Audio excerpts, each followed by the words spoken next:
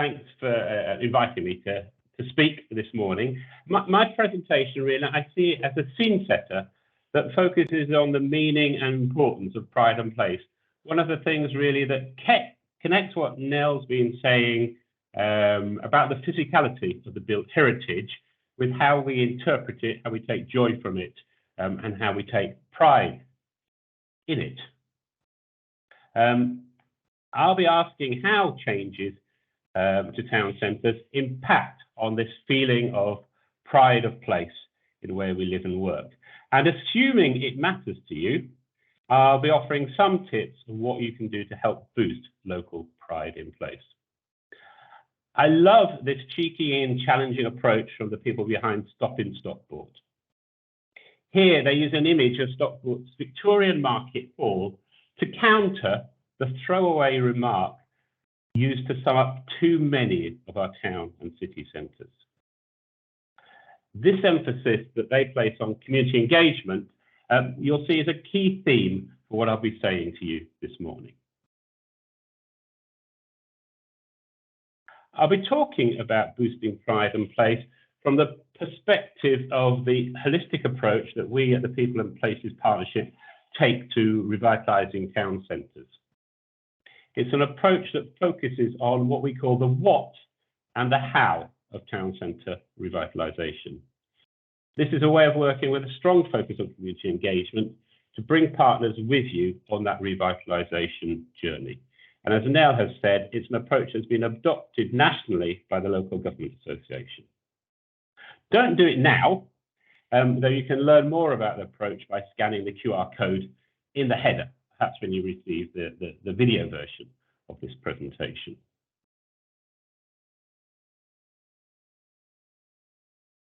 To some, though, pride in place is just the latest version of the Emperor's new clothes. Pride in place was used prominently in a policy context as recently as July 2021, when the then Prime Minister delivered a key speech on levelling up. So in terms of a policy context, although it's a phrase we're familiar with, its use in terms of government policy is fairly recent. Academic papers, like the comprehensive one by the Bennett Institute, based in Cambridge, grapple with trying to define pride in place, in the hope that if we can measure it, we can go about targeting how we boost it. That said, the government's own Level Up guidance largely acknowledges that a great deal of progress needs to be made in creating methods for how we can measure pride in place. Critics say pride in place is an ephemeral concept that is hard to pin down and doesn't directly impact on people's economic and social being, like, say, transport or digital connectivity.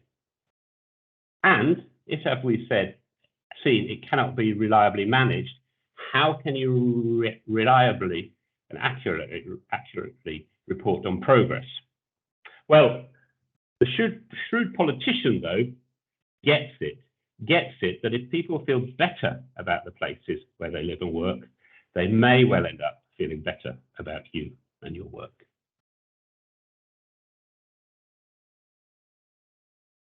Places are perceived differently by different people. This chart from the government's 2021 Community Life Survey emphasises that there are also different phrases synonymous with pride and place, or how people feel about where they live and work. In this case, the phrase they use is neighbourhood belonging. It's also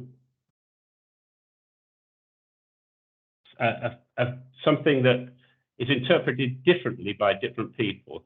And as this slide shows, in terms of neighbourhood belonging, at least, which is perhaps synonymous in part with pride and place, it also indicates sentiments. Such sentiments are not felt or expressed evenly across the population. Although it's increased in recent years, 16 to 24-year-olds, for example, consistently feel a lower sense of commitment to where they live than all age groups over 34.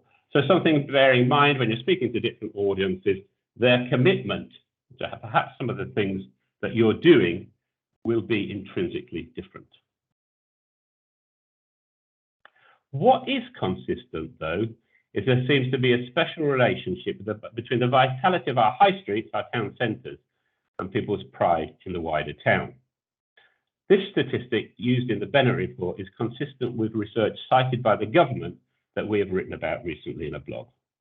Specifically, analysis of local area satisfaction conducted by Demos concluded that local shops are valued for a variety of reasons beyond just fulfilling people's own retail needs, and are treated as a kind of proxy for the overall socio-economic health of a place. The presence of grocery retail and independent shops is particularly valued, according to the research. At People and Places, we've long included measures of stakeholders' perceptions of place to help understand issues and monitor progress. Here, I present 4 word clouds of key sentiments that customers have used to describe 4 neighbouring Hertfordshire towns where we are currently working. An in-touch local resident or a politician could readily tell you which word cloud represents which town.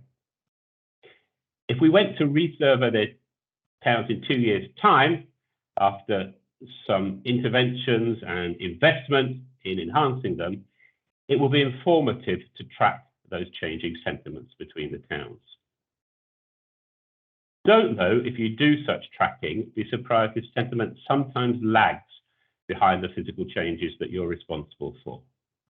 When we did such survey work after major enhancements of Carnarvon's town centre, we found a lag before the improvements on the ground converted to improved sentiments. Businesses in particular were still mindful of what they perceived as months of disruption. The key takeaway from this is that even a partial focus on tracking sentiments will help you understand the wider role of your work and how it is registering, hopefully, with your stakeholders. Turning specifically to the role of the built heritage in creating pride and place in the town centre, the available evidence indicates it has an important role. The Bennett report says this is the reason why many local authorities have become actively engaged in heritage-led regeneration schemes. As Nell indicated, using historic assets to bring social and economic benefit, as well as addressing questions of identity and morale in local communities. When we looked at good practice in putting together plans under the government's Shared Prosperity Fund, we placed a strong evidence on developing proposals from place-based evidence of need with locally agreed solutions developed through engagement. Gauging stakeholders' perceptions and priorities about the importance of a town's built heritage is important within this. The photo used here to illustrate this guidance is of Tadcaster in North Yorkshire, where we've worked recently, which has a particular set of circumstances that mean that the state of its built heritage has a huge impact on people's pride and place, and correspondingly, the ability to intervene and to boost that pride and place.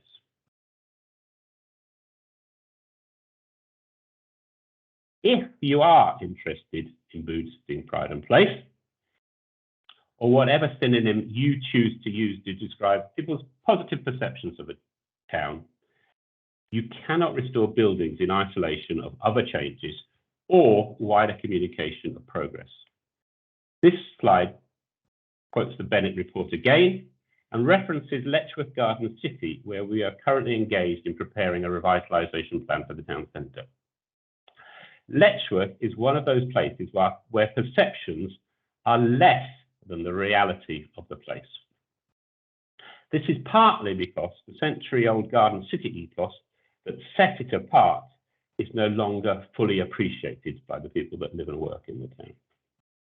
The Letchworth Garden City Heritage Foundation understand the importance of wider outreach to add to a revitalisation approach that reasserts and potentially updates the town's unique origins as the world's first garden city. Get it right, and people in Letchworth might stop asking, where are all the flowers?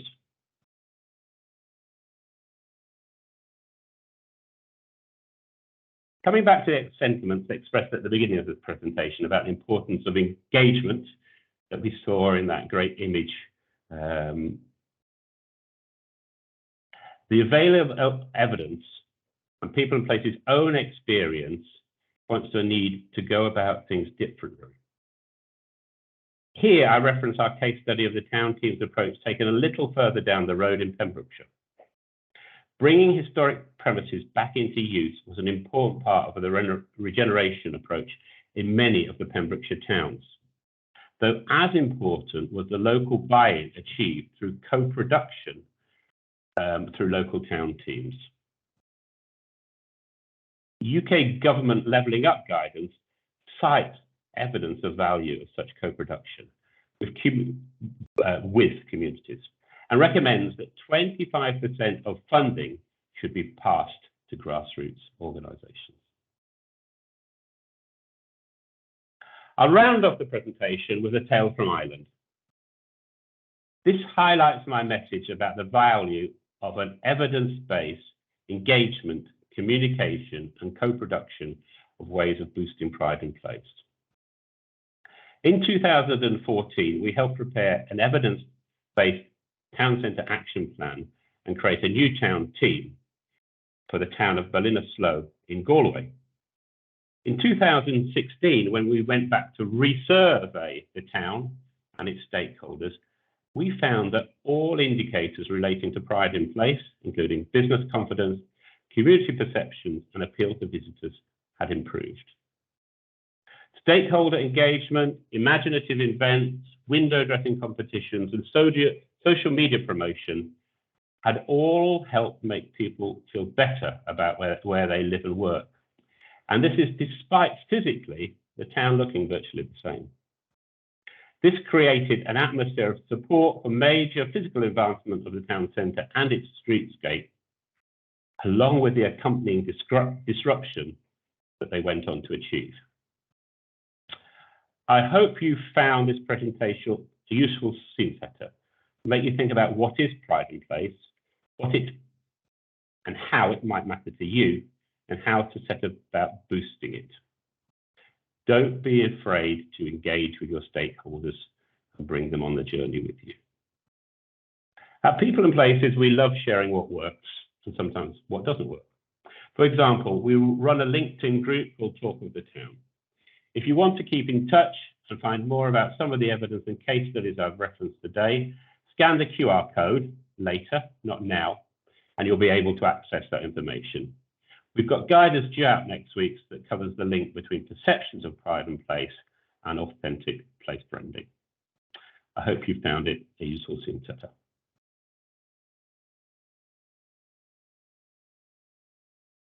Thank you, Chris. Yes, I found it a particularly useful scene setter. I note that we haven't got any specific questions in the chat, but I do have a question myself. I'm very interested in the different the research you've done to look at the different perceptions from different age groups, and when you're undertaking research in a town and then going back to a different town, or when you're doing the word scatter diagrams, do you make a distinction between separate age groups when you're doing that research, or is it just chance the numbers of people that you happen to come across in undertaking that research in the different age groups? Yeah, no, that's a good question. We've got a lot better at ensuring that our samples are representative of the local demographics and checking that back. We used to send researchers out to street corners and stop people on the street midweek, and we got a very old age profile. And actually, just that anecdote from that surveys that we were completing 5 years ago, where you know, maybe talking to people on market day, is that the older generation, you could put it two ways. They tended to have a higher pride in their place, or equally, sometimes when we're working in places where maybe that pride wasn't justified, they accepted their lot. And I think a younger generation is perhaps more challenging. And current younger generations are kind of more worldly aware of what's happening in their neighbouring town, what's happening in Cardiff, what's happening further afield. So that research, which you saw in that chart that came from the government's own survey, that resonates with us. And of course, you've got to understand the different demographics of your population. So, kind of say if you're working and you've got 2 teenage children, and only one of them is interested in your work, well, that's in line with national statistics. Brilliant. Okay, thank you very much. I don't think there's any other questions. Now. Oh, go on. Sorry. There are some more questions now. Beverly has asked if someone doesn't know where to start with regard to improving pride of place, what should be the very first step? Well, I think the first step is to ask people. And we do that by asking businesses, by talking to key partners, by surveying users' opinion in town centres to find out what their perceptions of priorities for the town, and to see objectively where things like the historic built environment fit within that. So I gave the example of Tadcaster, particular set of circumstances, but we were overwhelmed by the strength of feeling about the built heritage and the need to make more of it in that town. So that's an extreme example, but it gives you the context to know about, if that's what people are feeling about their place, then that's what you should be seeking to fix, and have the confidence to go back and ask them how that reflects on their sense of pride and place, or their belonging to a town, whichever synonym you want to use. Great, thank you, Chris. There's one more question which I'm going to ask, because I know Chris can't stay with us to the end of the session today. So I apologise, Ian, who I know is waiting in the wings. But this is a question from Hywel Trywyn from Carnarvon, from the BID organisation. Do you believe that transport links are an intrinsic need for pride in place? Do you think that rail links, he's coming from Carmarthen, to link Carnarvon with Bangor and the broader UK rail network, are essential to pride in place, or not? Again, it depends on the individual town. I think what people have a strength of feeling about is how accessible getting into their own local town is. And so an important part of our work is looking at perceived barriers on that journey into town. And we always say that journey into town begins when you're sat at home on a Saturday morning thinking, where shall I go? So pride and place is all part of that. But I think pride and place is, as I see it, is a locally felt sentiment. I'm going to write a blog next week, or publish a blog, sorry, about place branding. And I think that perhaps refers to the question in terms of the perception of how visitors may travel between places, and how they may choose to do that journey towards your town.